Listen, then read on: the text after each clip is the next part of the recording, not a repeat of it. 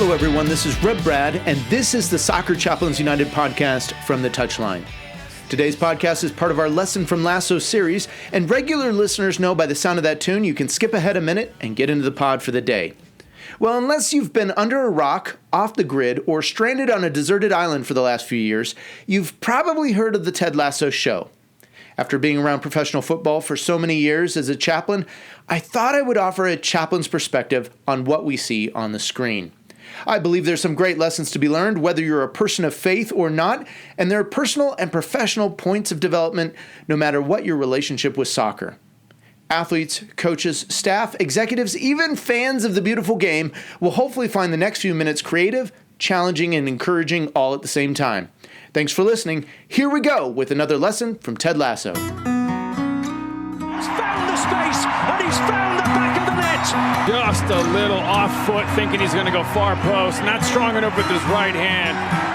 Whips that one in. Far post, almost made him ends, and they have. He has the hat-trick. The second in his career. The third of the night. The hat-trick hero. Talked about you're not going to be able to sustain that kind of pressure. To the corner. Goes towards the near post. And you're on the angle, and what a goal! What a goal! By now, we're not far along into episode 5, and we've clearly seen and felt the pain that Coach Lasso and wife Michelle are experiencing in their marriage. There's a hesitancy in Michelle's eyes when she initially embraces Ted, an awkward moment at the pub where the couple struggles to find meaningful conversation. A teary moment in the house. Michelle's overwhelmed with the journey and thinking through everything going on. Later that day in the manager's office, Lasso lets us in on more of what has been going on, and he gently confesses that he has come to the realization that maybe the next best thing he could do was to give Michelle a little space. 4,438 miles of space, to be exact. Have you ever been encouraged to give someone a little bit of space? For many of the people that I counsel that are married, this often comes up in the conversation, especially when there's marital discord at play. Often one partner declares a need for space, time, distance, whatever it is, to gather and collect thoughts, to recover from hurt feelings, or to recover from an embarrassing or shameful moment, or for some other reason. In my own marriage relationship, I tend to want to fix things that are broken. I tend to press in, and I try to quickly move in, resolve an issue that's come up, whether it's an issue between me and my wife, or with parenting our children, or even in some of the regular things that come out of the course of life.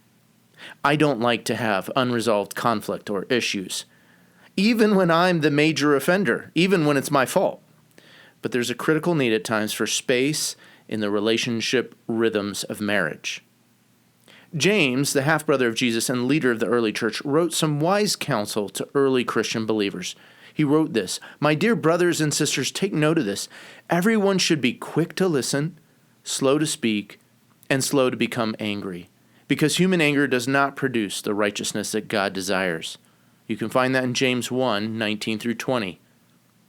Quick to listen, slow to speak. In my experience, everyone that I know flips these two things. We rush in to speak, and listening isn't really part of our practice with others. I've found in my years of honing and cultivating my work as pastor and chaplain that it takes tremendous discipline and intentionality to do the work of listening. And I confess I sometimes do this better in my job because I'm quote-unquote on than I do in my own home or with my own family and family life. You see, when we lay aside our desire and propensity to quickly speak up or to quickly try to fix or solve the problem or the issue, when we slow down enough to listen, in other words, when we're quick to put listening first, what we do is we create a certain amount of spiritual and emotional space. And it's really helpful for the other person because then they can internalize, they can process. Maybe even then they can hear the voice of God and move more quickly toward healing, reconciliation, or whatever else may be needed in that particular moment. Another writer in Scripture, the Apostle Paul, he gives insight into some spiritual steps that are needed in the action of giving a little space. He writes specifically about sexual intimacy in marriage, but I think there's a principle here that he's writing that I believe could be applied to other aspects in the marital relationship. He says, do not deprive each other, except perhaps by mutual consent. He's talking to a husband and wife for a time, so that you may devote yourselves to prayer. Then come together again so that Satan will not tempt you because of your lack of self-control. 1 Corinthians 7:5. So really quick, the 4 steps. Step 1, mutually agree to the need and the boundaries of that little space that's needed. Step 2, set a specific period of time. In other words, don't let it go on indefinitely. Don't let it go on without end. There has to come a moment when you come back together. Step 3, pray. You see, space and waiting isn't to be passive. There's to be an activity that's going on in that time. And that, my friends, is really the need to pray. And it's not just you needing to pray. Maybe you need to get some friends to pray with you about a particular issue or a need. Step 4, come back together.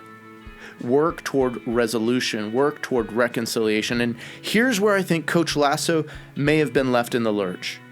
You see, all he did with Michelle and his therapist was to give the work of giving space.